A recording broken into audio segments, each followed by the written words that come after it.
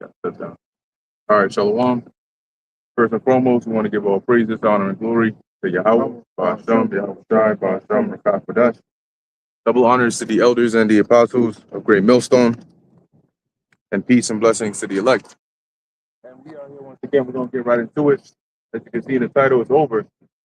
Now, pretty much based on what's going on in the world as of now, and I suspect that within the next 2 weeks, this guy Trump, all right, and basically what you got going on in the region, it might escalate a bit more. I mentioned in the video I did before that you had Pepe Escobar, and he was saying that he was mentioning how the crisis, Shalom, the crisis for make sure this audio is all the way up. All right, perfect. This Okay, whole all right. yeah, we hear you. Beautiful. This whole manufactured global crisis hasn't really been felt to the fullest, right? Because what people expected to feel, at least what they thought they were feeling, is not really what it is, right? Like they're thinking that okay, maybe this is the fullness of what it looks like to have the Strait of Hormuz being closed, and the conflict going on over there. But when this guy Trump mentioned prices coming down, the gas prices came down, but that wasn't because of the Strait of Hormuz being opened back up. That was because the U.S. and at that point Saudi were still able to release certain strategic reserves of oil into the world to dilute the effects of the shortages that are going on. But the point about a strategic reserve is it's finite, so it's not going to be there forever, and eventually it's going to run out or it's going to run low. So now they're saying that somewhere within or close to the middle of August, that the U.S. Oil reserves is going to be hitting critical levels, and when that happens, now that cushion, that support that had people getting delusional, thinking, oh, gas prices are coming down, so everything is all good. No. But that delusion is going to wear off. And this comes right on the heels of the midterm election. So this guy, Trump, is stressed. That's why they said they had that meeting recently and he was losing his shit, all pissed off and shit, because they're scrambling. They're thinking, like, what we going to do? We're trying to pressure them into this ceasefire / this deal. But the Iranians are not idiots either. They may be sneaky and they may have some double agents in there, but they're not idiots. And if they sense that, oh, so you want a time limit, you want a time crunch, because just how bad shit really about to get. And that gives them leverage to say, nah, we can take our time. You know what I'm saying? Y'all talking about memorandum of understanding.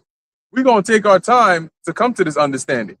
And you ain't going, and so they're bombing them to say, oh, we're going to actually bomb their oil facilities and their certain critical infrastructure, basically escalating the intensity of these bombings that they've been or these attacks on Iran, to try and pressure them at least in this next 2 weeks to calm things down. But that's not what's going to happen, because according to biblical prophecy, this ain't supposed to calm down. Now, recently, when they did that so-called joint attack with Saudi Arabia, they hit Yemen and Iraq. Okay, and that's a regional escalation right there, because now this isn't something that's just contained to just Iran.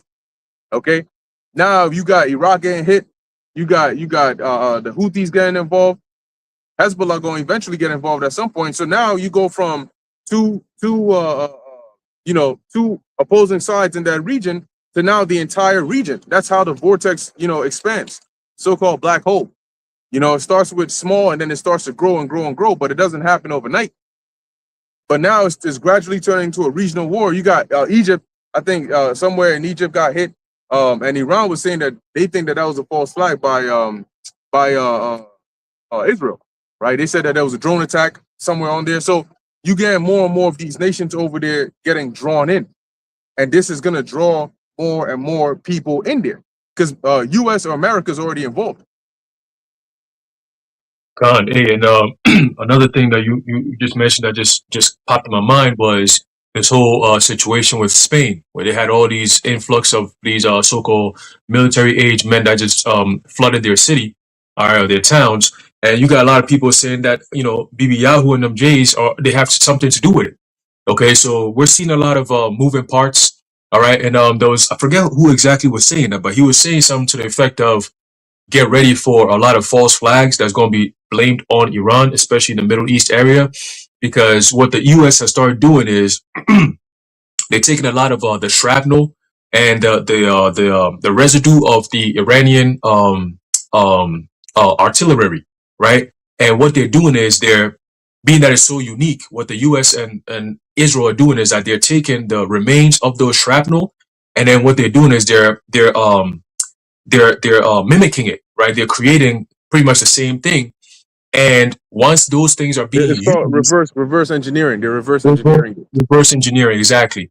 And what they do with that is they're going to use that same technology that is only associated with Iran to go and commit all kinds of different false flag attacks and blame it on Iran and say, look, these weapons are from Iran, right? So that's something that somebody, I forget exactly who said it, but he was saying that watch out for that, where they're going to start taking Iranian technology, doing reverse engineering with it, and then using it as a means to blame Iran and say, oh, look, we just had an explosion over here, and it's Iranian artillery. So look, we got to blame them for this. Okay, this whole thing that's happening with the whole the cyber attack that affected the water infrastructure out in Minnesota.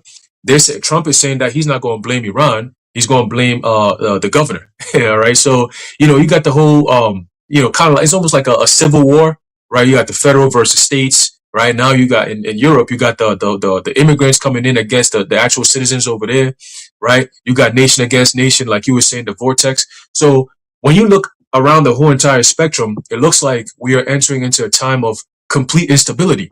And we all know that the policy in the so-called Middle East has always been instability. That is the policy. It's not about peace. It's not about Iran can't have a nuclear weapon. All that. No. It's about instability. That's why Israel is continuing to attack all these different countries that's in that area, all right, as an excuse, okay, to say, oh, we're defending ourselves. We're going to attack Yemen. We're going to attack Jordan. We're going to do all these different things, but yet we're still defending ourselves. That's the going mantra, so to speak, right? And if you're following prophecy, you understand that this is all leading to one thing and one thing only. Let me get that real quick. This is the book of Job, chapter 20, and verse 22. It says, in the fullness of his sufficiency, he shall be in straits. Every hand of the wicked shall come upon him. And when you go into that word wicked, it goes to the Hebrew word imal, which means the laborers. All right, the so-called working class, which is pretty much 99% of the global population. Okay, as you look at it, all the riches is being transferred into a very few, and everybody else is being left for dead. Right now, eventually, the people who are being left for dead, who are seeing that their resources are being taken by these so-called elites in the name of building data centers and all these different shit, they're gonna fight back. Okay, you're already starting to see it. You got people protesting that they don't want their water to be fucked with. Okay, and now all of a sudden, coincidentally, we got cyber attacks that's attacking water. Ain't that some shit? Right? So it's very interesting to see these things. But again, like you were saying, Bakar, about how Trump and them are being, they're afraid now. There's a lot of instability going on because the things that they thought will be playing out right now is not how it's playing out. And like you said, wait till the reserves of the oil run out, because they've given a timeline, and we are pretty much, if you look at it, we've passed that timeline already. All right, when they said it was going to be about 4 weeks for the reserves to be run out, we've passed 4 weeks. All right, we've passed 4 weeks. That was back in like the end of June. We're in August already. Today's August 1st. Okay, so what's going to play out within the next month? You're going to see gas prices going up. All right, forget about how they're manipulating markets and all that. One day he says, "Oh, we're looking at a peace deal." The next week, Monday come in, ain't no peace deal. All hell is breaking loose, right? So these things are going to continue to go on and on and on to wear the people down to the point where they're not even going to care no more. All right, it's just going to be guns blazing, like Trump said. There was going to be bedlam in the streets. Okay, and when you go into that word bedlam, it goes into what? Chaos. Okay, uncontrolled chaos, man. All right. Verse 23, Job 20, verse 23 says, when he's about to fill his belly, the Most High shall cast the fury of his wrath upon him and shall rain it upon him while he is eating. And that's what you're seeing now. All right. The narrative that they're trying to push isn't catching on. Okay. As a matter of fact, the narrative that's being pushed by the so-called alternative media and people on YouTube and so on and so forth, they're the ones that people are listening to. All right. So much so that you got Anthropic now trying to talk about they're going to destroy books now and all that. What's that all about, man? What's that all leading to? Okay, they want to do away with anything that ties into the old world so they could bring in the so-called new world. It's not going to work. Okay, it's all a desperate attempt at nothing. Okay, but I just want to add that in there that we're seeing that the prophetic tectonic plates shifting. Okay, and once those things happen, what happens? There's a quake. Okay, whenever the plates shift, there's a quake. All right, so watch out for that quake, that big quake that's coming. All right, y'all got it. Yeah, that Quaker Oats. But anyway, I got a couple posts on here. One, the Zaquan posted in our chat, and it said here Trump has made his decision to strike Iran's power plants. But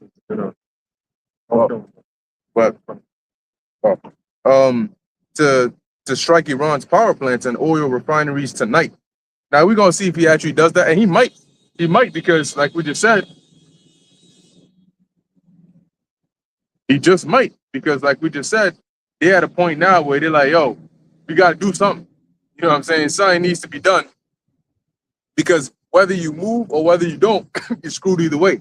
You know, you escalate things because it's kind of like if you escalate things, you're screwed either way because once you start getting out of hand, you're not putting the genie back in the bottle, okay? And this nigga already out. Y'all here to cause mayhem and shit.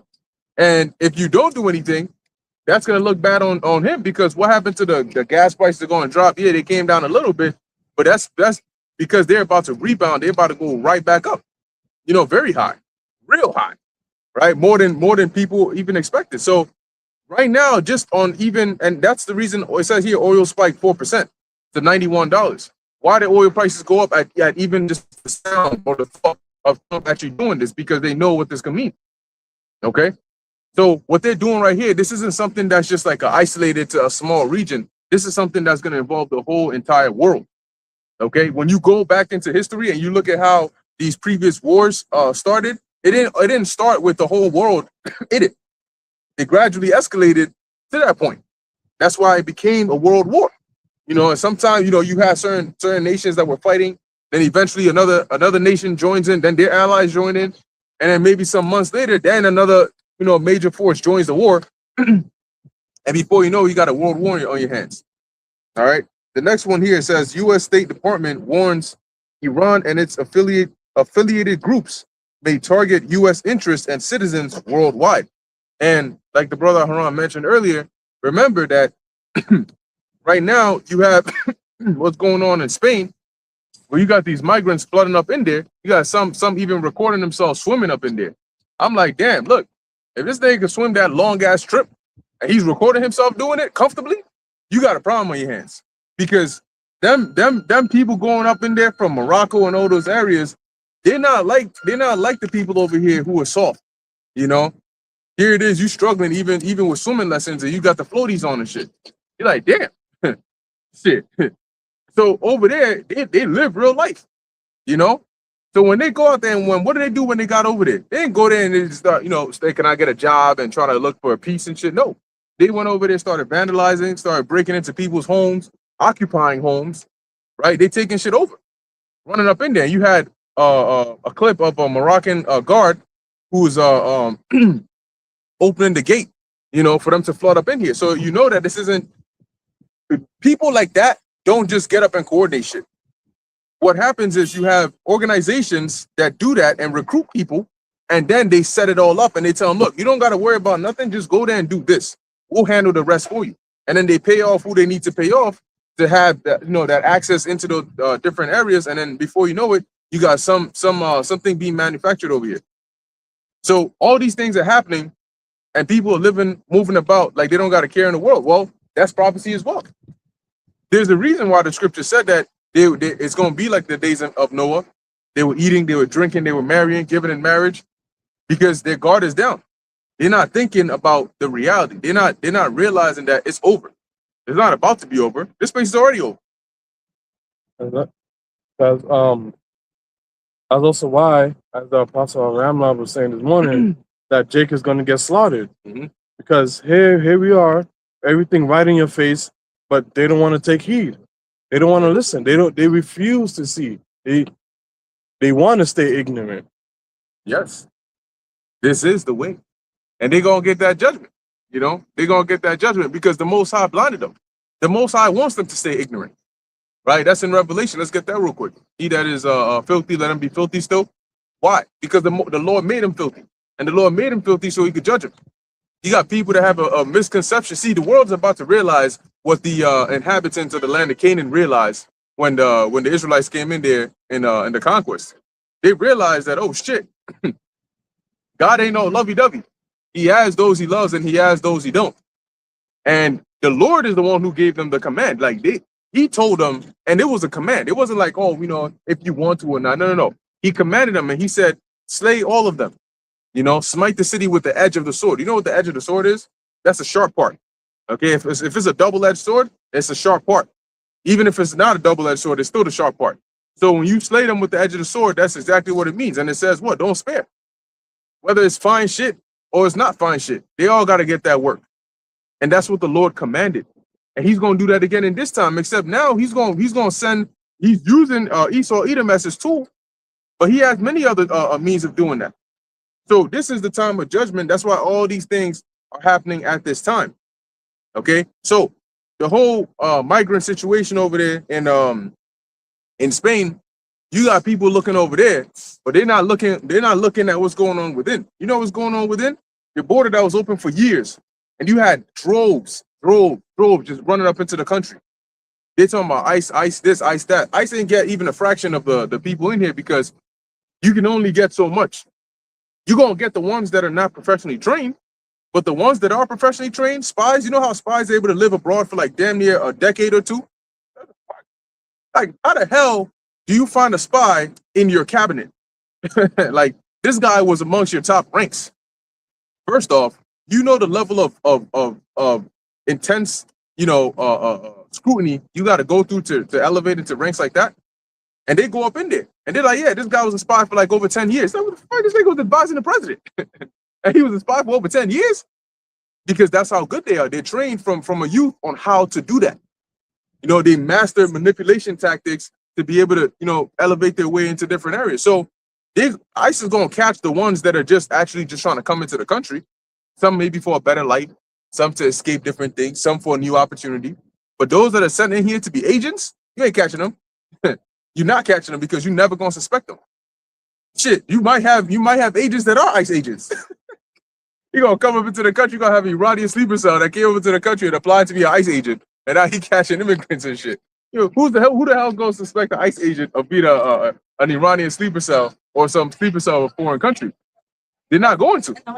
Because that's how good they are. And then when the time comes, they go and act. So there's a lot of them in here. What was that? Was that Christopher Ray who said that? He's flashing lights everywhere. And they've been saying that, oh, the threat is imminent. The threat is imminent. Yeah, they're waiting for the right time. Because now they said, okay, we'll try one last approach at diplomacy after getting bombed. And clearly that's not looking too good. And the reason it's not looking too good is because the Most High said it ain't about diplomacy. Okay? It's about war. War. This is the time of war. All the prophecies point to war. There's nowhere in the prophecies that say that they're going to have diplomacy and then things are going to calm down and that's it. There's going to be peace. The Lord don't want peace. Got that? 22. Yep. The Lord ain't looking for peace, man. He's not trying to give peace to these people. These people don't want peace. 22:11. Violent animals. What's that? The precept you're looking for 22:11. 22:11. That's it. All right. This is the book of Revelation, chapter 22 and 11, and it reads, "He that is unjust, let him be unjust still." That's right. He that is unjust, let him be unjust still. And when the Lord says that, it's not a suggestion. Okay? What he's saying is, look, if you are unjust, if you are just, you're gonna be just. If you're unjust, you're gonna be unjust. It doesn't matter what somebody tries to do. You're just wasting your time. Because if they're not meant to get it, once again, it's a waste of your time. They're not gonna get it. Okay? And if they are meant to get it, you're wasting your time because you ain't gonna take it from them. Go ahead. And he which is filthy, let him be filthy still. So the Most High kept certain people filthy so that he could destroy them in the last days. And so in order to preserve them in that state, they got to wax worse and worse. They got to adapt to the times. Some of them he brought back as YNs. Some of them he brought back as YWs, hoes, demons, old heads. all different forms. But he brought them back for what? For judgment. And the judgment of the Lord is not to be played with. When the Lord says slaughter, that's exactly what happens.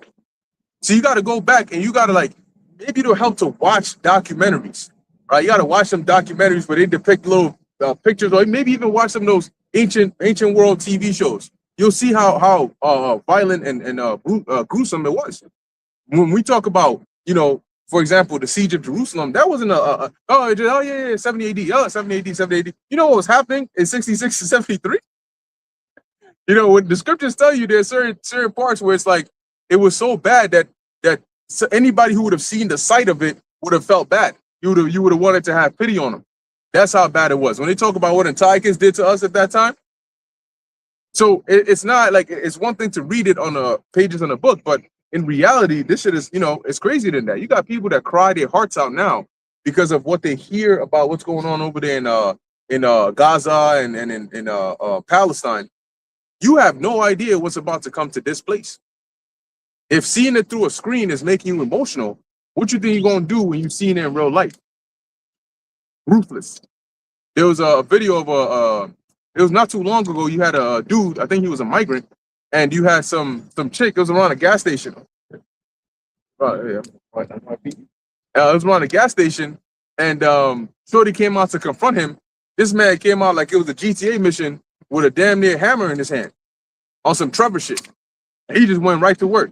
Bam, bam, bam, bam, bam. Like he was trying to freaking, you know, practice for carpentry classes, some shit. He was just wilding out on her until she was done. And those are them spirits that are on him. There was one, this video came out during the lockdowns, where you had a dude, I guess he just had enough. He was old too. Apparently, that was his wife. Him and his wife sitting at the bus stop, and they just there. And maybe she was nagging him too much.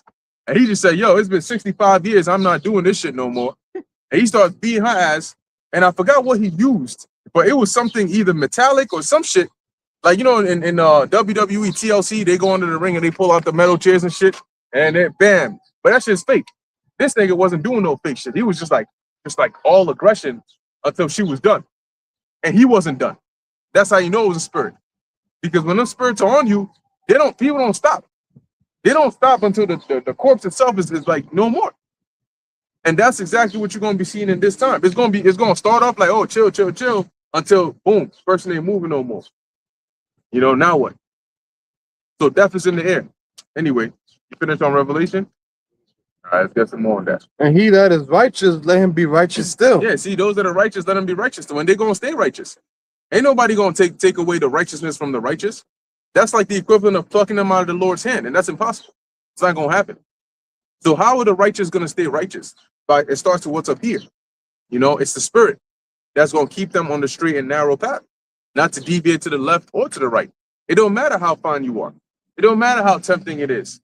I was watching the beginning of a video. I forgot what the brother's name is, but the lesson was about, long story short, whatever you got going on don't matter. And he was going into that. He was like, look, whether you got family, whether you got kids, whether you got a job, it doesn't matter. None of that really matters. All that matters, going back to Ecclesiastes, I believe the 12th chapter, is to fear the Lord and serve him. That's the whole duty of man. Because he gave you that wife, he gave you that house, he gave you that job, he gave you that brain, he gave you all of those things. So if he gave you that, and first and foremost, he gave you a good work in mind, he gave that to you to serve him first and foremost. So all of that shit, the Lord honestly doesn't give a damn. You know, like, yeah, you know, like it affects us, but if you really want to get down to it, the Lord really doesn't give a damn. Like, what he cares about is what he has told us he cares about, right? And that what did Yahweh Shai tell Peter? He said, if you love me, feed my lambs. He didn't say, go and make sure your wife is good, make sure she never cries, keep her happy, keep a smile on her face. He didn't say any of that. When he called his disciples, he didn't say, oh, but hold on though, make sure that your wife and kids approve of what you're doing before you come on and follow me. I don't want them to be heartbroken or nothing like that. What did he tell that dude who said, oh, let me go and tell my family and make sure everything is gonna come and follow you? He said, nope. If you're gonna follow me, you gotta follow me right now, right this second. Bam. Shalom Zakwani, how about you? Stop. You know? So that's it. So the Lord doesn't really care about all those extra superfluous things, because to him it's like, To us, it means a lot more. But from the perspective of the Most High, it's not really that big of a deal. Like he took away Ezekiel's wife, but to the Lord, it's not like, oh, I'm killing his wife. It's a spirit, and to him, it's just about the movement of it. It's like you taking a freaking, I don't know, chew toy from your pet's cage and moving it to another room. That's what it's like to you, to your pet that doesn't know where you're gonna put it. They're gonna be like, damn, like that's my favorite toy. I'm always on that. Where's it at? You know, they're gonna be bugging out and crying and shit. Like they just got heartbroken. They just lost one of their favorite toys. To you, it's just like, yeah, but relax. Whenever I want to, I can literally just put it back. I just need you to stop acting up and stop acting a fool. That's how the Lord sees it. So you out here, you know, making a big fuss about this and that, my wife and my kids and my car and my car note and my insurance and shit. And he's like, yo, but none of that matters. Because what I'm about to do on the earth, none of that is going to matter at all. Guess what? In the previous life you lived, you had different responsibilities. None of those carry on until this time. Your wife and kids from your previous life don't carry on until this time. The only thing that carries on into this time is the works that you do for Yahweh Ba'Shem Yahushai, which goes into your name and your reputation. That's the only thing that carries on from generation to generation to generation. How did you serve? How were you of use to Yahweh Ba'Shem Yahushai when you were on the earth and what you did? That's what's recorded. But yeah, if y'all got anything, bro, got anything, go ahead, bring it out. Go ahead. Was that it on Revelation 22? All right, go ahead. And he that is holy, let him be holy still. There you go. So once again, the Lord has made some holy and some he has made unholy. And as it says in 2 Ezra 16, then shall they know, right? Or then shall it be known, long story short, who are the Lord's chosen. He's gonna make that turn. He's gonna make the holy shine, and he's gonna make the unholy not shine. Right? What was the previous one you were holding? That's it. This book of 2 Ezra, chapter 9 and 1. Because you know, it's interesting that this how you know it's a divine blindness the Lord has put upon people. Because common sense would have told people that, you know what, as crazy as the things that these men are saying may sound, it's actually happening. You know, like, and then when you tell them, they'll try to discredit it. They'll try to say, oh, but you know, it's possible that could have happened if you just like, you know, look at how the world was going. It was meant to happen that way. Nigga, no. Prophecies are very specific, you know, because when none of this was going on, you know, once upon a time, certain nations used to be working well with each other. The same ones that are now in turmoil with each other and are about to go to war with each other. So how the hell you gonna sit here and say that, oh, even back then it looked like it was gonna end up like this? No, it didn't. That's why it sounded all the more crazy back then. When the apostles, when they first came out and they were talking about these things, you think the world looked like the way it did now? No, it didn't. But now that it's happening, now it's like, oh yeah, we always saw it's happening. You know, it's kind of like the situation with King Solomon. After he made the judgment call, now everybody thinks that if they were Solomon, they would have done the same thing. No, you wouldn't. Because if you never heard the story about how he judged those two mothers, that solution would not have come to your mind at all. But all of a sudden, oh yeah, that's the common way. Yeah, who wouldn't have thought about that? So when this shit goes down, the whole world, they're gonna find out, yeah, okay, these men were crazy, but prophecy is crazy here. You know, and you need to be crazy to survive in them crazy times. So we're gonna be crazy, you know, but at least we're gonna be in the right mindset for this setting. You know how they say you dress for the occasion? We're not gonna be the ones coming to a wedding in a wife beater and some freaking you know, shorts and socks and sandals and shit. That's likened on to what Yahweh Shai said about you coming in here and he's like, yo, you're not dressed for the occasion. Like, who let you in here? You look mad crazy. You go into a wedding, you dress, what the fuck is that? You know, you need to be in the Greekest fashions. Hey, Russ got it. I had a point, if I may, to add to your point, bro, is you know, the Lord, when you go into Exodus and setting up of the tabernacle, was very detail oriented, like you were saying, about like your appearance, you know, the way that you present yourself. Even when we come to camp, you want to come to camp looking like you just rolled out of bed. You know, fix yourself up, throw some water on your face. You know, what's the word? Iron your shirt. You know, but applying all those things spiritually, Revelation 16 says to keep your garment. So there's a physical application and there's a spiritual application. And the spiritual application is to keep those spiritual garments iron, you know, keep your appearance up. And that's spiritual as well as physical, you know, but mainly spiritual. Y'all got it. This book of Second Ezra, chapter 9 and 1, and it reads, He answered me then and said, Measure thou the time diligently in itself. Yeah, and that's what we're doing. We're measuring the time. That's why when we wake up, there ain't a day that goes by where we're not looking at articles or looking at breaking news or sharing something. That's because we're on the watchtower. Like, yeah, physically we may be amongst everybody else, but mentally and spiritually we're on the watchtower. We're constantly watching. And we do the things that we can to make sure we're all in, okay, what's going on here? Oh, what's going on there? Oh, so we see what's going on around the whole entire world, right? We see the breaking news that happens everywhere around the entire world. And it's interesting because most people don't see that. And even 2, 3, 4, 5 days after some major breaking news happens, they still don't know what's going on because they're down there. They're not on the watchtower, but we're so used to being in that state of mind that to us it's like, yo, how did you not hear about this? And they just going about, yeah, oh, I didn't know what's going on there because they're in the city, and then even when we tell them about it, they're like, okay, well, I mean, it ain't here, so it's all right. But as it says, measure the times diligently. Why did the Lord say that? Because things are moving so fast now. If you look at how things were moving, I remember back in 2017, when they were talking about 3 Square Market, about the C-HIP and their employees and shit. And because it was like finding an oasis in the desert. That's we've been waiting for years, and now you finally see something about the MOTB, and you're like, oh shit, everybody's on it. We're talking about it, going into it. That was 2017. That was 3 years before 2020. We in 2026. That's been a long time. I remember we were doing videos on them talking about CBDCs. Talking about, oh yeah, CBDCs, they're working on a pilot program in 2019. We might see a little 2019. Everybody waited to 2019. Shit, 2019 came and went, and the pilot program came out, and we still here. But the thing is, the technology that we see now is closest to the fulfillment of this prophecy than even back then, and we thought we were close back then. So right now, the infrastructure is there, the technology is there, the setting is there, prophecy is there. Everything is all set for that time. That's why you got to measure the time diligently, because things are happening. You can't even watch full videos today. You got to like put it on 2x speed and watch maybe halfway. Oh, okay, this was okay, cool. All right, cool. Let me see what's going on over there. It's too much because there's so much going on in the world out here. One article after another. You're doing a video on 5 articles and then 6 more pop up. Like, damn. Now I gotta hunt down. Like how am I gonna cover all this at once? But that's why you got a body. Good.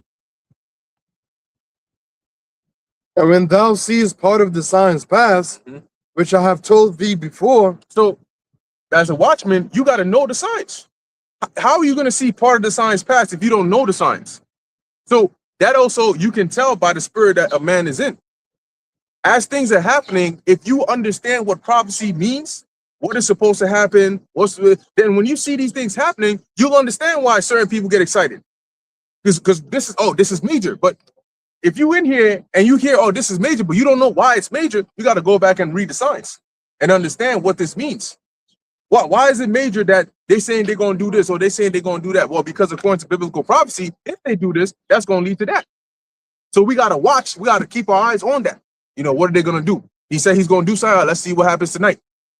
That's how you measure the times diligent, and it keeps you in a good mindset, because this world is constantly trying to consume you with cares. And look, you wake up in the morning, and within the first, if you're lucky and you don't grab your phone as the first thing, within the first maybe 5 minutes, your peace of mind is gone, because there's something that's going on. It might be a family member. It might the second your mind adjusts from, okay, I just woke up from my dream, you have maybe 5 minutes, if you're lucky, of just not thinking about shit before the day starts to fill up your head with responsibilities, things you didn't do yesterday that you got to do today, things you're going to have to do in the future. It's just like, yo, I can't get no space in my head to just be clear. Every single, my memory is ran out. Every part of my brain is filled with shit I got to do, or I didn't do, or I have to plan to do, or somebody else's responsibilities that I got to think about. It's like, damn, bro. That's how this world is constantly trying to get you. So when you are alert and you're paying attention to what's going on, in terms of prophecy, it alleviates some of that. It's like deleting some stuff to give you that extra space, because you're like, you know what? All this shit that's in my mind, it really doesn't matter. because we're really close to this happening, we're really close to all that, and then you finally get that reset. Because all these responsibilities, all these cares, they won't matter when the war pops off. They won't matter when they drafting people. You think you won't be out here? Oh, I gotta catch the Metro North to go to work. You know, here it is. Half the damn population is drafted to war, getting blown to smithereens, but you worried about not being late to miss your job. There's famines going on. There's chaos all around you. All of these artificial ways of living are not going to matter, and that means what? It's not going to stress you out anymore. Then shalt thou understand that is the very same time wherein the highest will begin to visit the world which he made. That's why we move with a sense of urgency, because we understand the prophecies and we understand what's going on in the world, and we see we're at that time. This is the time when the Lord is going to visit the world which he made, yet again, like he did in the past. And so in knowing that tells us, okay, what mindset do we got to be in? You got to be in a state of urgency, because it could happen just like that. You know, you read the scripture and it'll say in that same hour. It doesn't tell you exactly when. Is it 25 minutes into the hour, 30 minutes into the hour, 45 minutes? It doesn't matter. So that just be prepared in that hour. So now we're in the hour in which this thing could go down, meaning that the first domino could fall. All the Lord got to do is just trigger it, and that's the easy thing for him to do. So you got to constantly be ready in the mind to be able to answer the call that the Lord brings. If not, you're gonna get caught off guard, and you don't want to do that, not this time. The scripture says, Yeah. you can go Zaquan. Okay. You finish your point as the call goes. Yeah, Tawada. No, I was just gonna say that scripture say that the end is nearer than we believe, and right now we're closer to the end than we have ever been before. That's it. Hey, man, I got a quick precept here based off of what Bakar just said. The book of Mark, chapter 13, verse 33. It says, "Take ye heed, watch and pray, for ye know not when the time is." Right. And this is why, we are to continuously stay upon the watchtower, right? And continuously to watch the signs, because although we can see it's close, we don't know exactly when that sudden shift is going to take place. So you don't want to be caught off guard from one day to the next, not paying attention, not watching, because, even as the Apostle Tahar said, you miss a day, you miss a lot. So you can't miss a day. You can't afford to miss a day, in the times that we're living in, because you missing a day, it feels like you missed a month. You missed 2 weeks or 3 weeks. So take heed, meaning what? Pay attention, right? Give strict heed unto, the details on what is taking place. Right. And it says, also to pray, pray that you stay in that mindset, pray that the Lord keeps the Ruach Kodash, the spirit on you. Verse 34, for the Son of Man is as a man taking a far journey, who left his house and gave authority to his servants and to every man his work, and commanded the porter to watch. Right. So the Lord is using this as a similitude, right? Likening him leaving, right? He went back to the right hand of the Father, and he left basically the administration of the ministry to his first his disciples, right? And then it passed on, later to now his disciples back, right? Which are the men of the Lord, the prophets, the watchers, right? The porters. So he left for a far journey, and then left the work to his men to do this work, right? It says, "Watch ye therefore." It says, actually, let me read that part in NLT. It says, this, the coming of the Son of Man, it can be illustrated by a story of a man going on a long trip. So 2,000 years ago, right? That you can consider that a long trip. And so much so you have certain people that say, oh, he's not coming back, right? He said he was coming back quickly. It's been 2,000 years. But guess what? Right? A day to the Lord is 1,000 years to us, right? So our job isn't to measure, or isn't to, time him in the sense, are you taking too long? No, the one specific job that the Lord told us to do was to watch. He's going to go away. He told us he's going to come back, and your job is to watch for the signs, right? It says, when he left home, he gave each of his servants instructions about the work they were to do, and he told the gatekeeper to watch for his return. So he gave us instructions of the work to do. He told Peter, what? If you love me, feed my sheep. He told, Esdras, right, to measure the measure, to measure the times diligently, to watch. So those are instructions, right? I always say the three W's: watch, warn, and wait. That's all we have to do. Watch, warn, and wait. So it says, verse 35, watch ye therefore, for ye know not when the master of the house cometh, at even, or at midnight, or at the cock crowing, or in the morning, least coming suddenly he found you sleeping. All right. Because if you're not watching on all of those different watches, then at any moment you can be caught sleeping. Right. And that doesn't mean physically sleeping, but like how people, even like in basketball, right? I caught you sleeping, right? If you do a move on them or something, I caught you sleeping, I caught you lacking.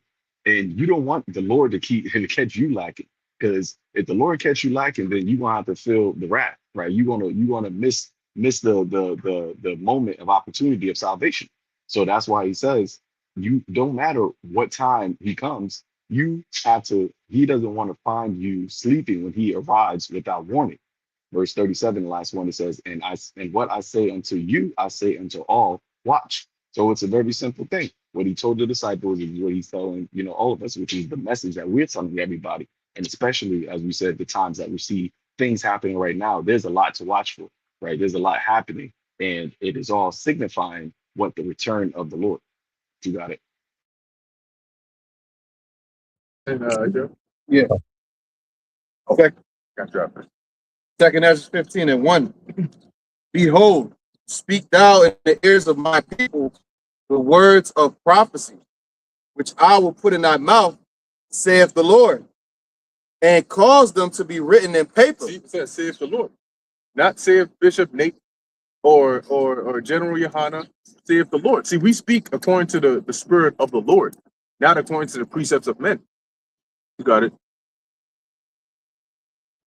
For they are faithful and true. Fear not the imaginations against thee. Let not the incredulity of them trouble thee that speak against thee. For all the unfaithful shall die in their unfaithfulness. Right, so don't fear the eyes of these people that are getting ready to eat a missile. Okay, they're going to be on the receiving end of a chariot laser beam. Why should we be concerned with somebody that's their ultimate fate? Why would you be concerned with somebody that's about to perish? Right? We shouldn't be concerned at all with the opinions of the world. And I got one over here too, just to match up with that. In the book of John, when Yahushua prayed for us, he says something. This stuck out to me a lot. Finally, there we go. John 17 and 15. 14. I have given them thy word. And that goes into the prophecies, everything that the brother's been saying. All right. These articles have been dropping recently about how they're about to escalate, major escalation with this Iran situation. So that's all part of us speaking the words of prophecy. Because in these churches, people have this fuzzy feeling, these good time feelings about how they interpret the scriptures. All right, but we're in a time of war and judgment. Okay? And this war is going to lead to the demise of billions of people. And they even said it. The depopulation. I forget, there was one dude on, I forget his name. He was on Mario Nawfal's show. But that dude is a demon too. And he was basically saying like the wars is really just a way to depopulate. It's all the MOU and all that is all a distraction. It's all BS. The way that it's all going to go is escalation, regardless. Okay? It's like if you look at something over a span of 5 years, and then you focus on one part of those span of 5 years, let's say, and one of those years it increased or it went forward, and then it went back slightly. Now, what people do is they hone in on the fact that it went back slightly. Instead of looking at the entire 5 years, if you look at it, it's been escalating the whole entire time. And the trend goes in that direction. So if the MOU dropped, that was like a blip on the radar. And people saw that, and that's what they wanted to cling to because that's what they want to happen is de-escalation. But they're not looking at the big picture. The whole time it's always been escalating. And they get your mind screwed up because sometimes it'll be a pause and people will just forget about it. But the prophet's job is to continuously focus on it. You know, every day. I don't think there's one day that brothers don't share articles about what's going on. Every single day. You tap in, it's like, okay, multiple. Throughout the day, as soon as you wake up, yo, the chat, boom, boom, boom. You get excited, man. I see brothers dropping stuff. I'm like, yo, I gotta get whatever else is going on. I gotta see that. You know? But it said John 17 and 15, or John 17 and 14, I have given them thy word, and the world hath hated them, because they are not of the world, even as I am not of the world. So the world hates us for the message that the Lord gave us, man. Because ultimately that crown of life, that salvation is not going to them. It's going to go to the Lord's elect. We just pray and hope we're a part of that. All right, but we're not of the world. So the message that we have is not a worldly friendly message. And it's a message of condemnation to this world. All right, Jeremiah 28 and 8. The prophets that have been before thee and before me of old prophesied against these great countries. You know? So it says, I pray not that thou shouldest take them out of the world, but that thou shouldest keep them from the evil. They are not of the world, even as I am not of the world. Right. And that's where the real extraterrestrial is Yahweh Shai and his men. Because they don't even have an earthly origin. They have a heavenly origin. And they just exist here on earth. Man. Yeah, that's heavy. Right? It's like an angel. You look like a spirit of angels. Yeah, but, you know, that's the point. All right. The prophecies, man. The prophecies of Yahweh Ba'ashem Yahweh Shai are coming to pass, man. And our job is to watch for it. And people are not prepared whatsoever for the things that's unfolding upon the earth, man. Got it. Yes, I don't know. Yeah, Khan, I was gonna just bring out a quick precept here. This is the book of Obadiah, verse 1. It says, the vision of Obadiah, thus saith the Lord Yahweh power concerning Edom. Okay, and as you can see, the title goes, it's over, right? It's over for what? It's over for this whole entire system, starting with Esau, Edom, and his so-called rulership, man, which has been nothing but bullshit, right? When you look at it, it's been nothing but BS, all right? It's a rulership of blasphemy, a rulership of murder, a rulership of lies, deception, okay, coercion, fraud, scam, all right? Everything, the whole system is based on deception, all right? And now the people's eyes are waking up through the spirit and power of Yahweh Shemel Shai by way of the prophets. Those scales are falling off the eyes of the elect, really. And then the rest of the world are finally seeing it. And then the end result is going to be what? War. Because once people are fed up and they see what's going on and they finally put the pieces together, they're going to rise up. Okay? They're going to rise up and go after those people that have been pushing this bullshit on them. Right? You imagine that, like you've been suffering your whole life and you come to find out there's a group of old ass men that are behind the scenes orchestrating all this shit. So you mean to tell me that my house that is about to be foreclosed, it's not no fault of mine. It's just a policy change. All of a sudden, a company like BlackRock could come in, buy my whole shit out, and now I'm about to be foreclosed because I can't afford it because they came up with some policy. Some old ass nigga called Larry Fink, nasty looking, Billy Goat looking ass nigga, gets the chance to decide how my life is going to be. People are going to be mad about that shit, man. All right? You think of a nigga like Sam Altman, some little measly little nerdy ass nigga. He has all this money and he gets to decide how your life is going to be. People are going to be mad about that. Look at this whole Fauci situation. Again, it's over. Okay? What's going on now? You got all these people, you know, popping up, apologizing. You got Stephen A. Bald-ass Smith apologizing to Kyrie. You know, talking about, oh, you know, back then I looked at you as selfish, but now I look at you as brave, as a hero. I'm like, shut the fuck up. All right, you did all the bidding of Esau. Now you want to turn around and act, oh, you know, we got to apologize to you. Nah, bruh. You know how many people died because of that shit?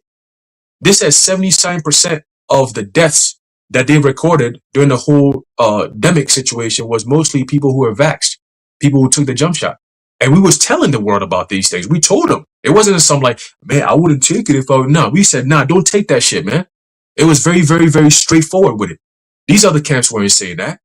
Okay, the IUICs, the ISUPKs, and them, they were mocking you, saying that, oh, what are you, Esau's playing reverse psychology. He really doesn't want you to take it. That's why he's telling you. It's some bullshit, bro. And people believe this shit. Okay, like the same clown that says, oh, you think the Most High is gonna be mad at you for taking some type of chip, a microchip, all kinds of shit. That was a precursor, man. And now you got people online saying, yo, kudos to all the people that were unvaccinated, You know what I'm saying? Like, y'all was the real ones, man. Like, we didn't see it at that time. You never gonna see it. The next one is gonna come, and all you niggas gonna fall for the same trick again. Okay? Because they've been programming you all the time. You believe in anti-Sem. You believe in this. Anything that the media says, you niggas gonna believe it. Right? You're not gonna sit down and critically think. You had a big, black, ugly, bald, fat black woman out here talking about, I'm not going to look up what's in the potion. I'm just going to stick my arm out and take what's in the potion. These are the fools that they had on TV telling you to go do these things, man. And people believed it. Just because they're on TV, you had sports athletes, all of them. And the majority of them, it was all theatrics. They were on TV. They had saline. Some of them was taking saline shots, and your dumbass going to send your child to go take the jump shot. Now they got fucked up, and all of a sudden people got to feel bad for you. People had all kinds of different, what's it called? The droopy face, what's that shit called? Or Bell's palsy. You had people suffering Bell's palsy. You had blood clots. You had people who were dropping dead suddenly. All these things that happen, bro. And this punk nigga gets the nerve to go on in front of Congress and say, I plead the fifth, 11 times or something like that, to plead the fifth.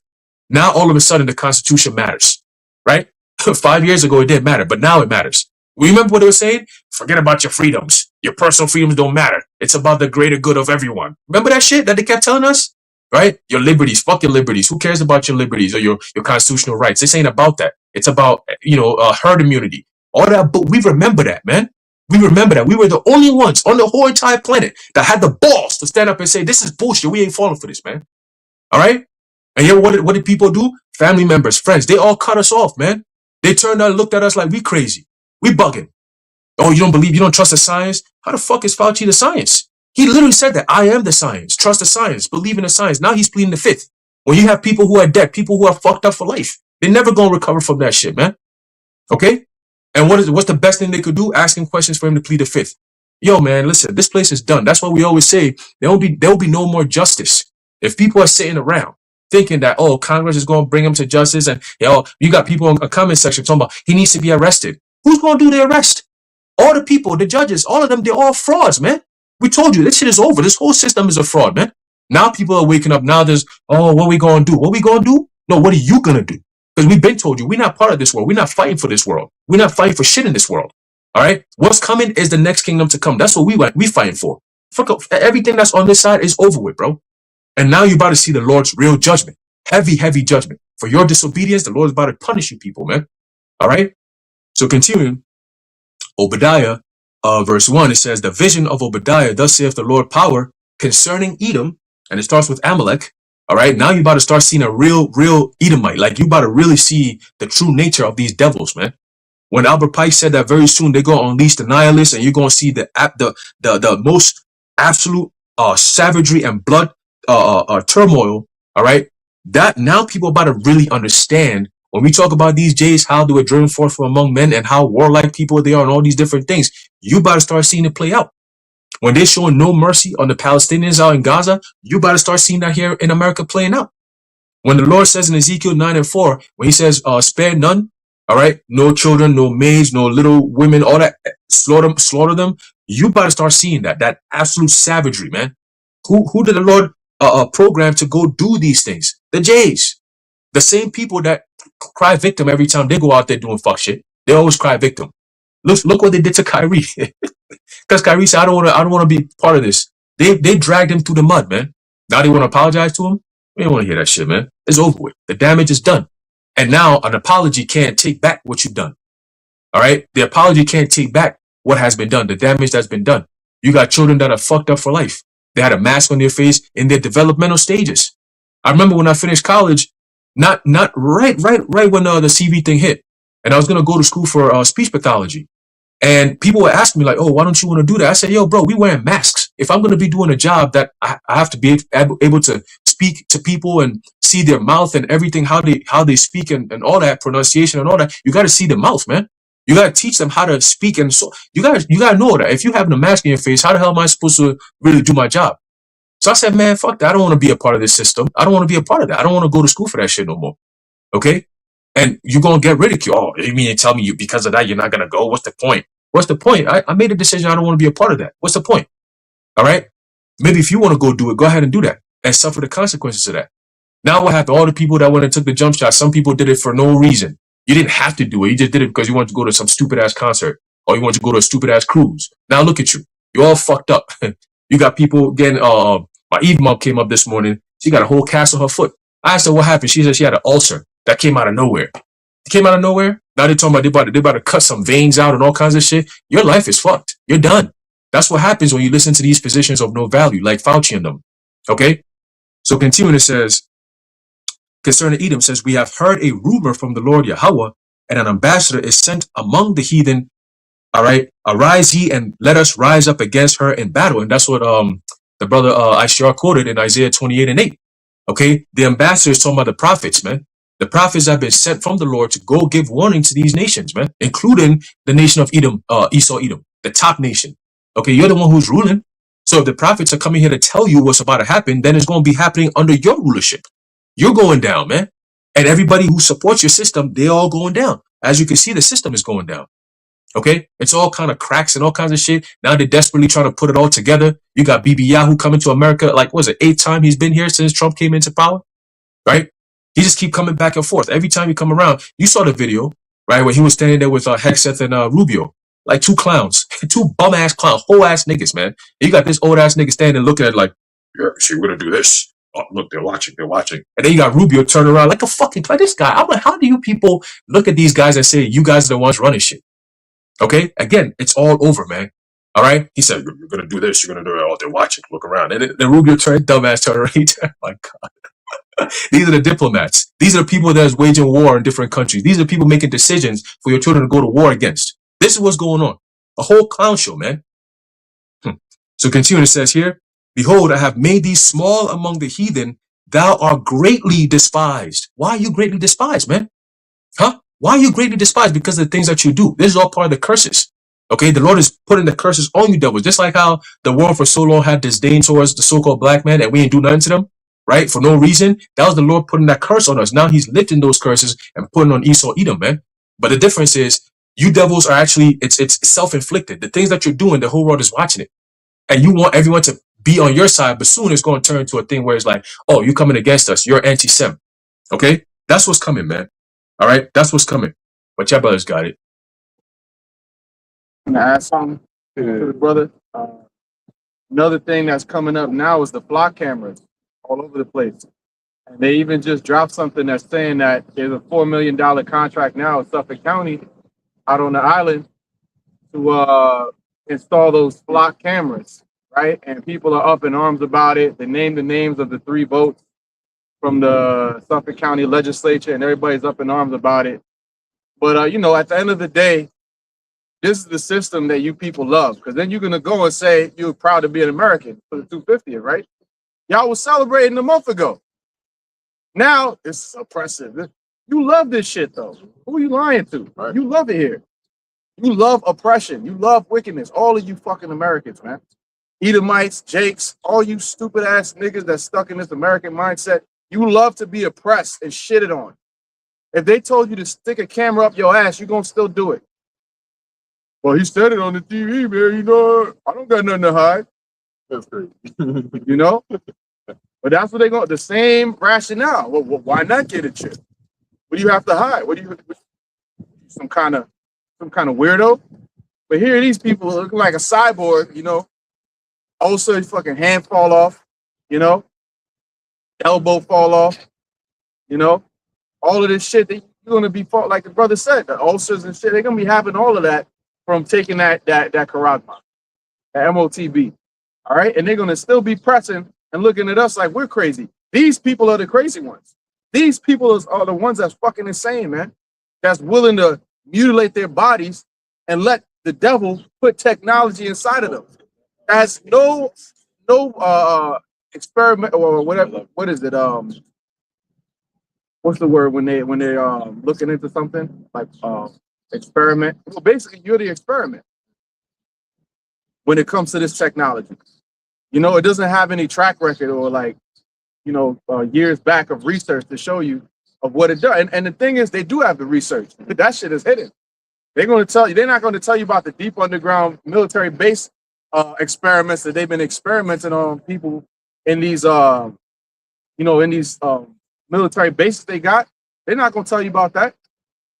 All right, they're just going to say, "Oh, look, Elon Musk, he put it on a monkey and he's playing ping pong." All right, and you stupid ass people eat it up every time, man. That's why it says that, you know, stripes are for the back of fools, man. Right. And you're gonna get those stripes. The Lord is gonna have spirits created for vengeance, man. Plenty of judgment is coming because of the stupidity and the ignorance and the negligence of you people upon this earth, man. Y'all brothers, guys. Yeah, they're gonna beat the flesh off the back. Because yeah, it's like the brother was saying. That's what, yeah. You looking at you looking around the world today, right? And it's crazy how all these so-called freedoms and things that apparently people who were in the past were oppressed with, they now have, and yet the world is now the most chaotic it's ever been. You know, like you got women on the road driving, and nowadays there's an increase by over 200% of accidents. You know what I'm saying? Like this is the type of shit that you got going on, which is like this so-called freedoms. How is it the world was more peaceful when you were so-called oppressed? You know, women's live and freedoms and shit. All that is just a facade, like the brother was saying. When they do this experiments and this research, and they come out and tell you, "Oh, this is science based and it's science backed," the experiments were not about a cure. It was about how to make the shit worse. Because why the hell would somebody whose goal and agenda is to depopulate the world be looking for a cure when he's the one who made the shit? They get research and they look at shit and they find out what's that gain of function. Like, how can we take something that is only affecting certain species and let's make it jump to other species, specifically human beings? How can we make it more contagious? That's why this ninja over there can't answer a damn question. I haven't seen the video, but I think it got to the point where they asked him basic question: "What color is the tie that I'm wearing?" You can't say such. They ain't say shit. Fifth Amendment. He looked like a freaking mole rat. He always looked like a mole rat since the first day he came on there. And we told you about it. And just like Aharon was saying, the crazy thing is, these people, same people, like Stephen A. Smith and so on, when the C-Hip comes out, they're going to take it and they're going to fall for the same rhetoric. And we're going to tell them, yo, isn't this the same thing you fell for when they brought out the potion? And they're going to say, nah, this is different. And then next thing you know, Kyrie's back to being a menace, and we're all back to being demons again. He went from a selfish to a hero to back to being selfish. That's how these people are. So when you tell them these things, they know what you're talking about. Because if you sit down and have a logical conversation with somebody and say, okay, they told you you need to be 6 feet apart. You gotta, we need this for herd immunity. You did what they told you to do, and you didn't get the outcome they told you would get. Right? And then it came out that they blatantly said that they were lying. It was deception. And now they got this nigga on trial. So you've gone through this whole thing. You would think that you have learned something from it. And then we tell you, when they came out and said, this Operation Epic Fury is going to take 4 to 6 weeks. We going into the 6th month. And we told you it ain't going to be no 4 to 6 weeks. So the same people came out and said, it's going to take 2 weeks to flatten the curve. And 2 years later, you were in a lockdown. What happened there?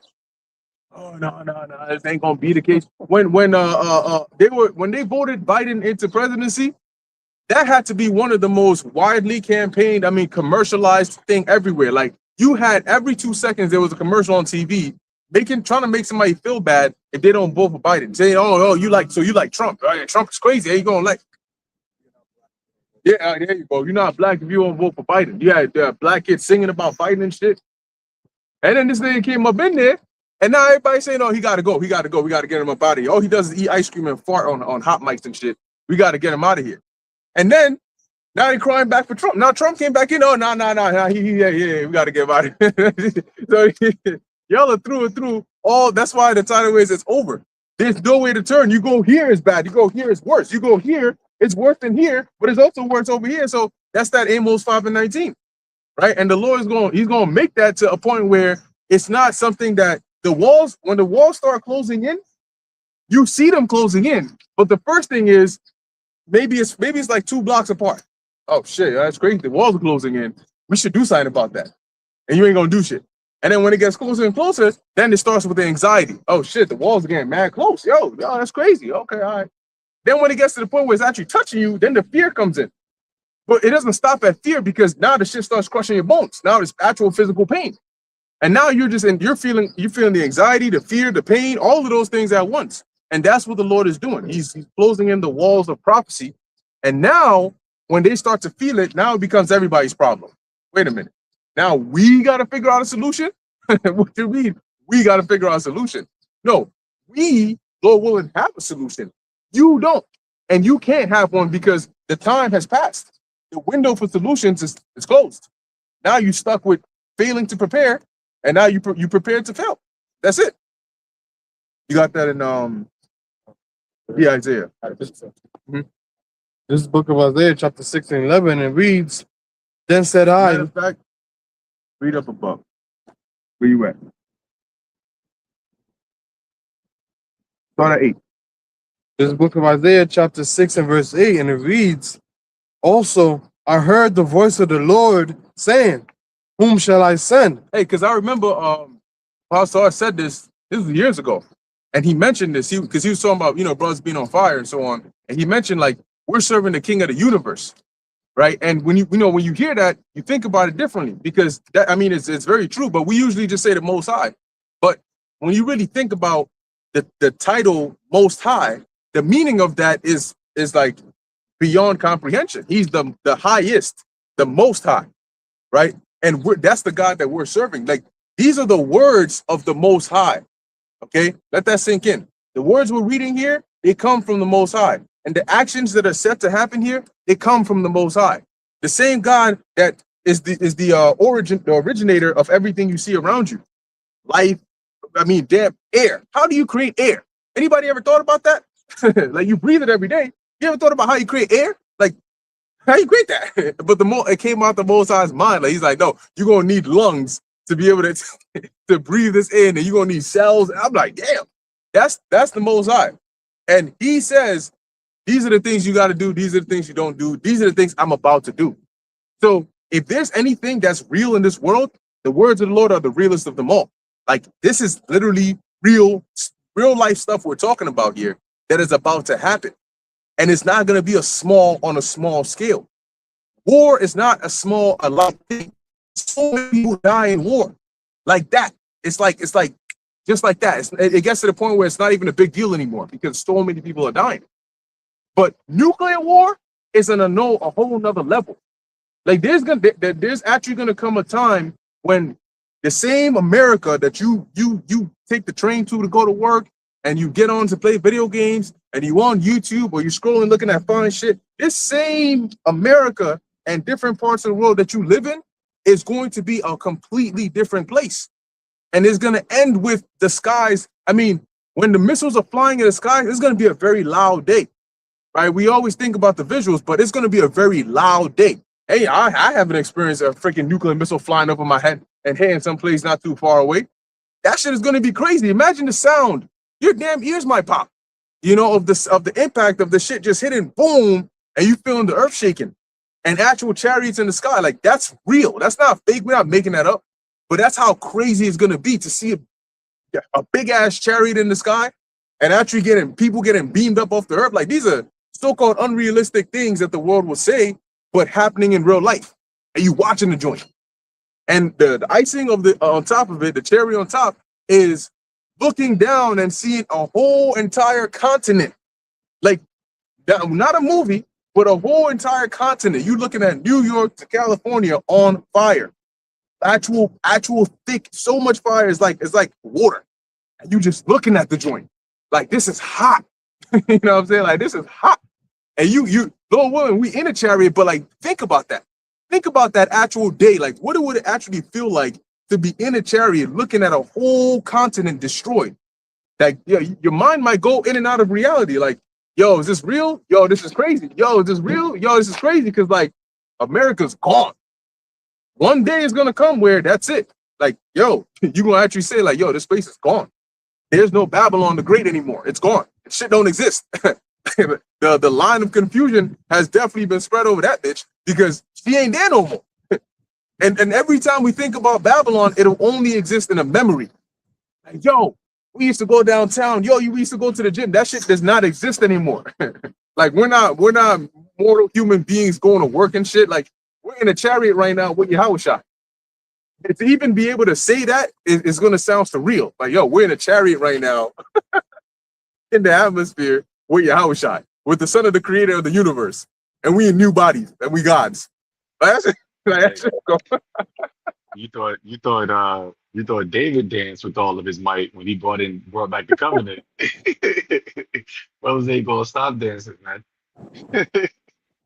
we know you ain't. My Israelite fashions. That's it. Man, it's gonna be a beautiful day, man. Hey, it's gonna be a crazy, crazy day, man. But yeah, Slaki, you go ahead on that. Continuing, and who will go for us? Mhm. Then said I, here I am. And that's the spirit that we in. Whenever the Lord needs something, we right there. You know, before the second the Lord lifts up his head, we know he about to say something and say, hey, Lord, what you need? You know what I'm saying? Here I am. What you need? Just like when he called Samuel, you know, here I am. Whatever you need, because that's what we're created to do. We're created to serve the Lord. Go ahead. Send me. And he said, go and tell this people, hear ye indeed, but understand not. And we can do it because we're created to do it. Not everybody can do what we do. You know, that's just the way it is. It seems simple, but it's not. Not everybody can do what we do because not everybody was created to do that. You may learn precepts. You may be able to teach scriptures, but it takes more than that to be a prophet. It has to be embedded in you. It has to be in your spirit. And there'll only be a certain point that you can go up to if you're not a natural prophet. Okay? Go ahead. And see ye indeed, but perceive not. So there's certain people that the Lord is blinded to where, and you know what? A perfect example of Isaiah the 6th chapter that we're reading, when you teaching, just look at people around you. Because they can very well hear us. They hear our voices, but it almost is like being underwater and hearing people talking above the water. You can't understand what they're saying. That's how the Lord has it for these people. And seeing indeed, but they don't see what's actually happening. They don't see that these are messengers of God here to warn us about what's about to take place. They don't see that. They just see it's like they don't even see us. We're like a landmark, you know, like a parked car over there. You know, like when you drive past a parked car, you know there's a car there, but you don't really see it. Until somebody says, yo, you see that red car over there? You don't really see it. Your brain sees it in your peripheral, but it doesn't register because it doesn't care. Like, why the hell? I drive past parked cars all the time. Why do I care about this one? Okay. Oh, stop it. Matthew 13, the parable of the sower, it says that they hear it, and then the wicked one comes and sweeps it away. So it's not like something enters into their mind. They're like, what is that? I don't understand it, because it says they understand it not, and then it's completely removed from their mind. So they hear it, then they hear it, they perceive it, they don't understand it, it's confusing to them, and then the demons come and just sweep it completely out of their mind. And then that's it. It's as though they never heard it. Then if you ask them, you can ask them a year later, yo, you know about the Hebrew Israelites? And I never heard of that. Well, there was one time back, I don't remember none of that, though. I don't remember what they were saying because them demons took it out of your head. Yeah, I was going to say, to add to your point when you said about that we're messengers of the Lord, it should be very obvious right now that we're the true messengers of the Lord. Like going back to what we were bringing out earlier with prophecy and things like that, we go into things numerous amount of times, beginning with the Elders and Apostles of Great Millstone. Matthew the 24th chapter is one that comes to mind. You should hear wars and rumors of wars. Like you were mentioning earlier, you know, people are now saying, oh yeah, well, it was bound to happen, but it's like, that should let you indicate who the true messengers of the Lord are, because it's all spiritual, because this is something I was meditating on my way to camp. It's even not going to make a scene of it, but like straight down from us, I think it's like Jehovah Witness. And usually sometimes when I'm on my way to camp or like at work, I see them and like they don't say anything, they don't warn you about anything. It's like right now is not the time to be ignorant of prophecy. Like if you ask a person about prophetic things in the scriptures, they can't tell you about it. Right now is not the time to be ignorant of prophetic things. Like you should be aware, like like Elder Yashwamba always says in his intro, tiny things happening worldwide to the scripture, so that way the faithful elect know that the words of the Lord are faithful and true. So that way, okay, what's happening right now? You should be able to tie this, like I just mentioned, the things that happen in the world right now between America and Iran, Israel, eventually Russia, hopefully sooner rather than later. Matthew 24, right? When you were mentioning all those nations, that comes to mind, Zephaniah 3 and 8, for my determinations to gather nations. Like you were saying, you see how fluidly it came out, like Matthew 24, Zephaniah 3. That's having the Holy Spirit upon you, so that way you can what? Edify, build people up. You know, like taking essentially like having a skill of something, whether it be electrician or maybe you're good at MMA, whatever it is.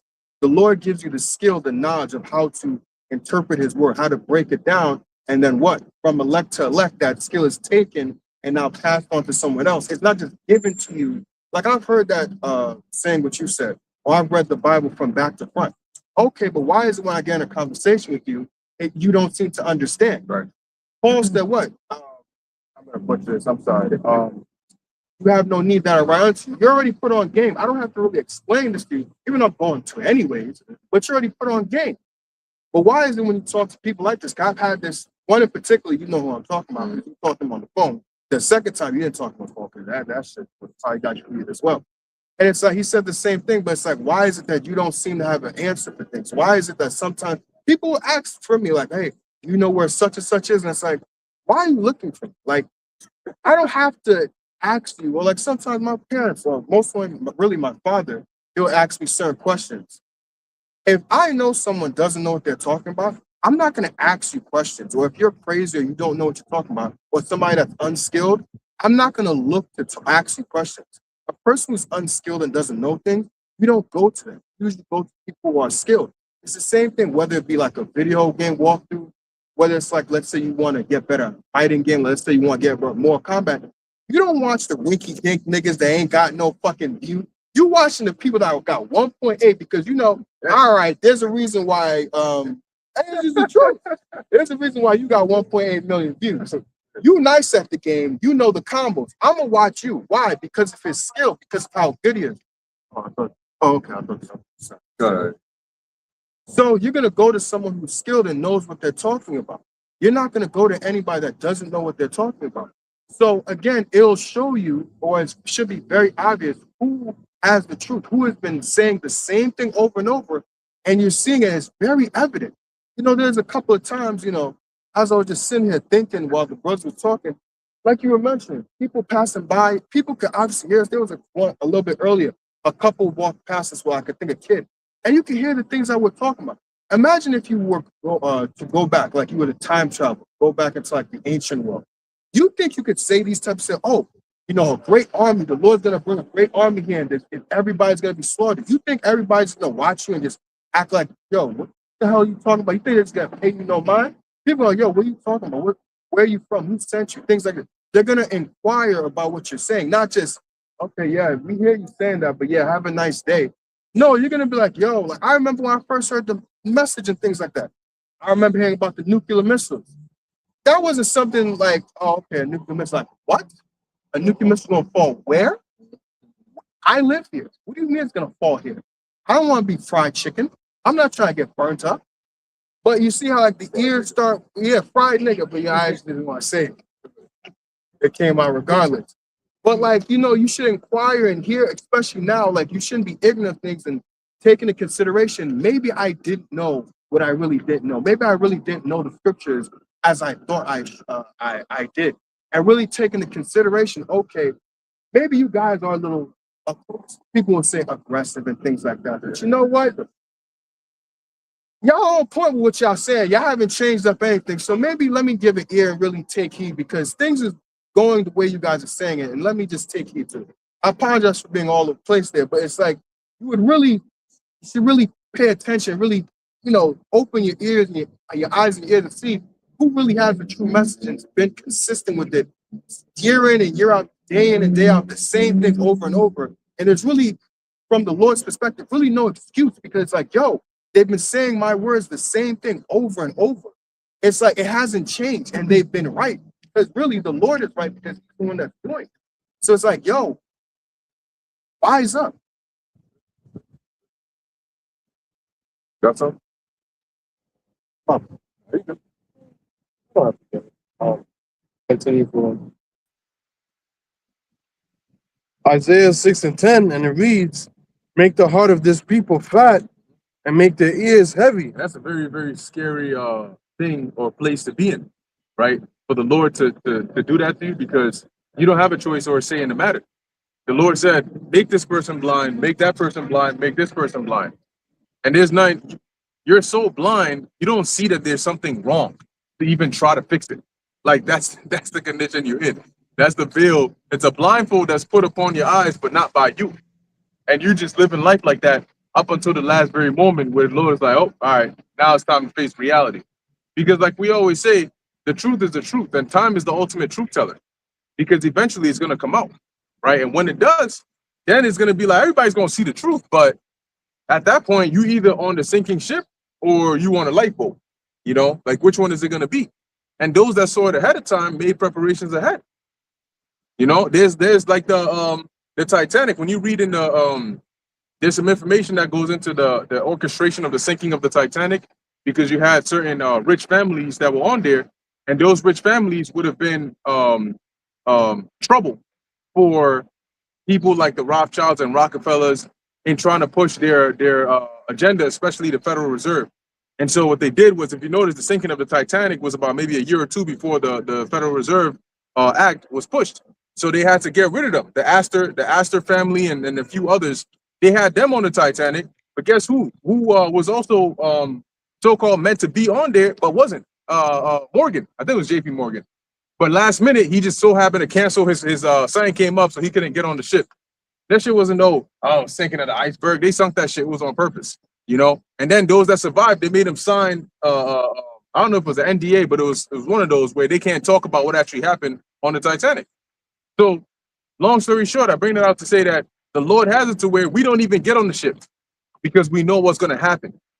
Why would you get on the ship, even if you know that it's going to sink? Why would you get on the ship and take the chances of having to jump onto a lifeboat? Nah, I'm gonna stay on land. You go and do the rest. So we don't get on the ship, but these people do. We know that the ship is going to sink. They're going to find out that the ship is going to sink. At some point, we all going to know that the ship is going to sink. The problem is you're going to be on the ship while it's sinking when you realize that the ship is sinking. We're not. We're going to see you on TV as a statistic of one of many that drowned with the ship. And you don't want to be in that position. So when the Lord has blinded certain people, it's for the purpose that he may judge them. And that's a very scary thing because, like we read in Revelation 22, nobody can unblind you if the Lord has decided to keep you blind. That's a very scary thing. And it's scary because like only we actually see and know that. Those that are blind don't even see and know that. And you can tell them and tell them and tell them, but they're not going to get it until that actual time. So them making you feel like you're crazy because there's only a few of you that actually believe what you believe, that's a byproduct of them actually being blind because majority of people are blind. Go ahead.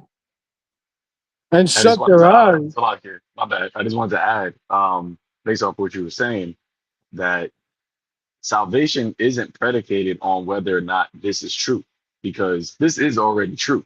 Salvation is predicated whether or not, based on whether or not you believe it's true. Going back to your example about the Titanic, right? The Titanic was going to sink regardless. Okay, that was written in stone. That was written in history that it was going to sink. But whether or not you died was based off of if you knew or believed it was going to sink or not, right? J.P. Morgan knew it was going to sink. He had pre-knowledge of the fact of awareness that it was going to sink. So he decided not to get on the ship. Everybody else, they didn't know that. They didn't believe that, right? They even had that in the movie. They had that one scene where the person was like, God himself couldn't sink this ship, you see? And the same thing is happening, here with Babylon, right? People don't think that God himself will actually judge this place, that the Most High himself can actually take down Esau, which is why you have a lot of our people, they made that covenant with death. They made that covenant with Esau to try to escape, right, the tribulation and, all of the hell that comes with, being in this world but not of this world, right? Being as the scripture says, I believe, therefore have I spoken, and I was greatly afflicted. They don't want to speak because they don't want to be afflicted. But speaking, as it says in Revelation, the 12th chapter, that we overcome, right, by the word of our testimony and by the blood of the Lamb. So you speaking is based off of the fact that you believe the actual word of the Lord. And if you don't do that, then the Lord is going to realize the Lord is basically saying, or as you were saying, the Lord put it on your spirit to not believe. Therefore, you don't speak. So you're not actually testifying against the wicked. But you got it. God, yeah, beautiful point, beautiful, and that's why we're always grateful to Yahweh Hashem Yahushai that He had mercy and opened up our eyes, because it had absolutely nothing to do with us, like it's all the Lord. He's the one who decided, okay, this is who I want to get my word. This is who I want to believe it. This is what I'm gonna like. We were created with that in our spirit already. Like, imagine like how much of a blessing that is for the Lord to say, like, I'm going to create this spirit, I'm going to create that spirit, I'm going to create this spirit, I'm going to give this spirit this portion of faith, this portion of faith, this portion of faith, and you just so happen to be one of those that the Lord gave you a good portion of faith or a strong spirit. Like that's like, you're just like, damn, like that's what it means to be at the mercy of the Lord. Because on the other hand, you have some that they ain't even make it to the cut of being an Israelite, and on the list of the heathens, you just like one of the. Imagine being a Moabite. Damn, like, fuck, like, yo, what? Like, you a Moabite, bro? What? There's nothing good about you. you like a blank piece of paper. Oh shit! That's the spirit. There's two Moabites right there. But it's just like, yo, and that's why if you notice, like the shit Moab does, the shit that you see Moab in. You ain't seeing Moab in some fine shit. You ain't seeing Moab being strippers and shit. You see Moab either opening up a restaurant, which has nothing to do. You go to a Chinese store, you're not going there looking for fine shit. You trying to get food to eat, or they like doing pedicures and shit. That's it. That's all it is, And you damn sure ain't trying to rizz up no Moabite.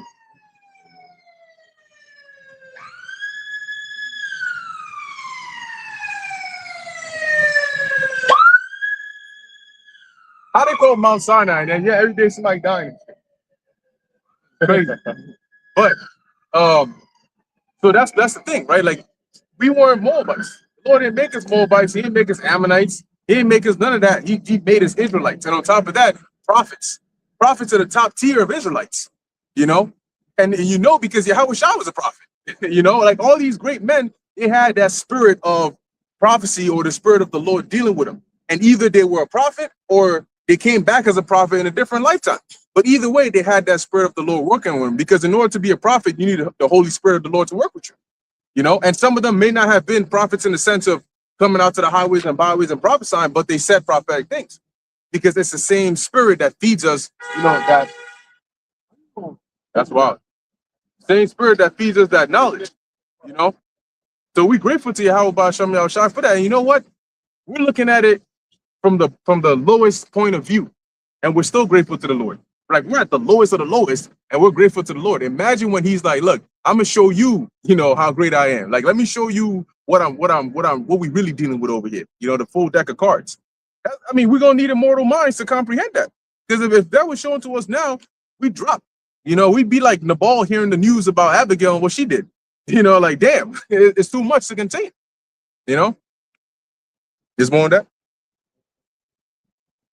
Yeah, at least they see with their ears. No, slide. At least they see with their eyes and hear with their ears, and understand with the heart and covet and be healed. Then said, "I Lord," and be healed, right? So the Lord said, He explicitly said right here that I'm blinding them, least they, meaning so that they don't actually see this word, hear it, understand it, and convert and be healed. Because if they do, then I'm gonna have to heal them, and I don't want to do that. So the Lord Himself is explicitly telling you, I've purposely made certain people not hear this word so I can destroy them. You want to talk about God is all love. Right? I just want to add, if I'm not mistaken, Matthew 13, in your house trying to quote that as well. So He's bringing to recollection that, hey, the same thing happened to Isaiah. It's the same thing happening now, where that's why when the disciples asked Him, why are you speaking them in parables, but you pretty much break it down straight to us? Because it's given unto you. When he says that, meaning that not everybody's going to have the understanding. It's given unto you. Disciples were 12, which represent a small amount of people, a small sanctuary. So a small amount of people you have the understanding of the scriptures. Not everybody. Right, right. So then, Slaki, if only those were given a small amount of people, then what happens to the other ones? Like you're reading Isaiah, they would be blind, make their ears fat so they can't hear. That's why, going back to what I was saying a little earlier, right now you should not be ignorant of things because it's so obvious. It's like it's right there in your face. It's literally like that. I never really watched the show, but from Boondocks, what was the dude that they tried to make him that one scene read, nigga, read? And it's like, yo, like you open up the Bible, it's like, yo, Matthew 24, like I'm here, I'm putting it right here in your face for you to see. That is what's happening right now. It's like you can't say, oh no, that's not it. It's like, so then what is it? Right. So they don't know that. You know, Kyle, we finish on this real quick and then we'll end off on your precept. Isaiah 6:11, and it reads, "Then said I, Lord, how long? And he answered, until the cities be wasted without inhabitant, and the houses without man, and the land be utterly desolate."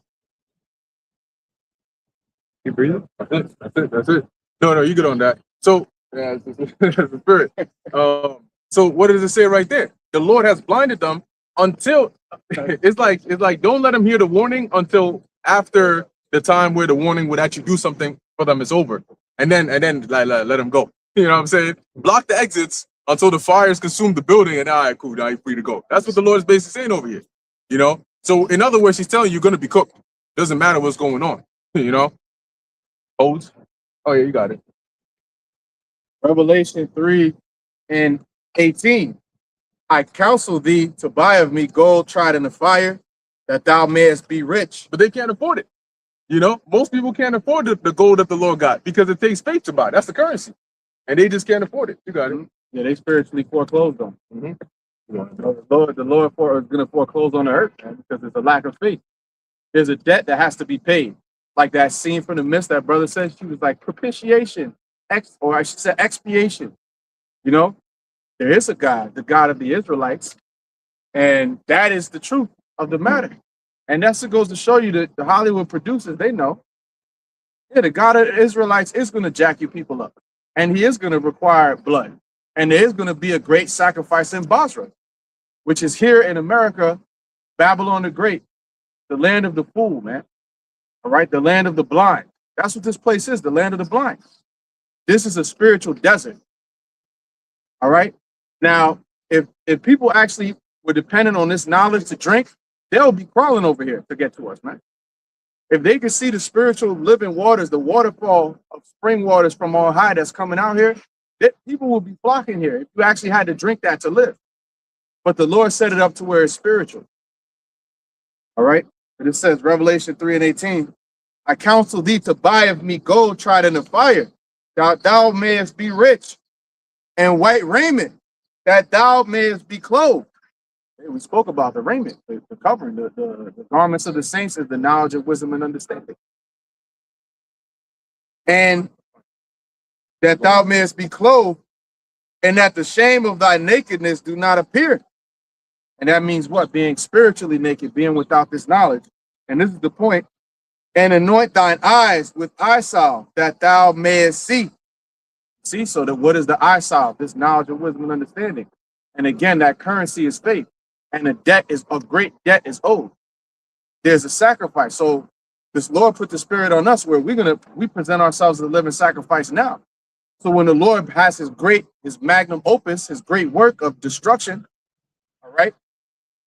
And it's all about the elect at the end of the day, right? The apostles always say it. The spirit is upon the elders and brothers to say that it's all about the elect of Yahweh Ba'ashem Yahushua. It's not for the masses of people. The Lord specifically blinded them. He specifically hid it from them. So if you ask a Christian, does the Lord hide things from people? No, he doesn't do none of that. Yeah, he does hide it. Even the book, Apocrypha, means sent away hidden. So there's even aspects of the scriptures that people won't even open up to because somebody told them that, well, that's not a part of the Bible. So how much more the Gospels and things where it's right in their face, they still can't get it. All right, but that eye salve is what's required to see this world for what it is, which is a dying world system, a dying rulership on its last leg. All right. Old Yeller, that dog, they take him in the back with the shotgun. All right, finish it off. That's what the Lord about to do. Just bitch. You got it. Yeah, I was gonna say, it's spiritual what you were mentioning about with the living waters. Because something that my mother would always tell me when I was younger. Because you know, when you're thirsty, if you're a young man, you go after the sweet thing, the juice or whatever. She'd always tell me, pause just in case. But when you go after the juice or whatever, she said drink water instead because what that would like quench your thirst. So that way you wouldn't need anything afterward. But you know, being young and dumb, you just looking for the juice. I was gonna say sweet thing, but the juice and thinking, oh, you know, I just want something sweet just to taste good. And when you mentioned that, it made me think of people of the world. They chase after essentially like the juice, what Esau gives them. But what? They'll still have that thirst. But what did you? Come on, bro. Yeah, dog. Man. Hey. Yeah, it's dog. Yahushua mentioned about the living waters that he that comes after him shall never thirst again. It's the same thing my mother was saying. If you just drink water, you won't thirst. So it'll actually quench your thirst, and after that, you'll be fine. That's it. Brother, got anything else? Brother got to go. So Yeah, real quick. Let's be quick. 1 Timothy 6:20. O Timothy, keep that which is committed to thy trust. Avoid profane and vain babblings and oppositions of science, falsely so called. I'm just bringing that up. Oh, it's spirit. Oh, yeah, brought it out. See? No, I think you should have brought it out earlier. Yeah, I want to be, brother preacher. But yeah, going back to that real quick, that whole thing with this guy Fauci. All right, he's just a fall guy, and everybody's like, "Oh, he's the bad man." Like this was all somehow it's all on him, you know. And yeah, he's a wicked dude. He's a demon. But let's not act like there wasn't powers behind him that was doing that. But everybody, Stephen A. Smith, I can't believe Fauci. Like they told him to say that because they told Stephen A. Smith to go with the jab, and now it's cool and it's in to go against it. So they flip flop. They switch sides from the right, the two horns of the lamb. They go from one horn to the other sometimes. They switch.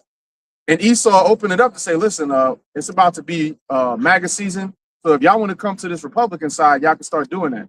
And that's what they did. And that's why it's in now to speak out against Fauci and speak out against the jab and things like that. But at the end of the day, it's all science falsely so-called, and it came from the elites. All right. And that's the problem. The bankers, the ones that rule the world, they continue with the agenda. And they put the little fall guy out. They slap him on the wrist. Oh, I'm going to plead the fifth, whatever, embarrass him, humiliate him in public. And then everybody's going to forget about it in a week from now. Watch. But that's why you got to have your mind set on the prize, which is the kingdom and that crown of heaven, that heavenly crown that's coming. Right. Beautiful. So with that, Lord willing, we're going to end it here. Lord willing, that was edifying and pleasing to Yahweh by Shem Yahushai and edifying to the elect.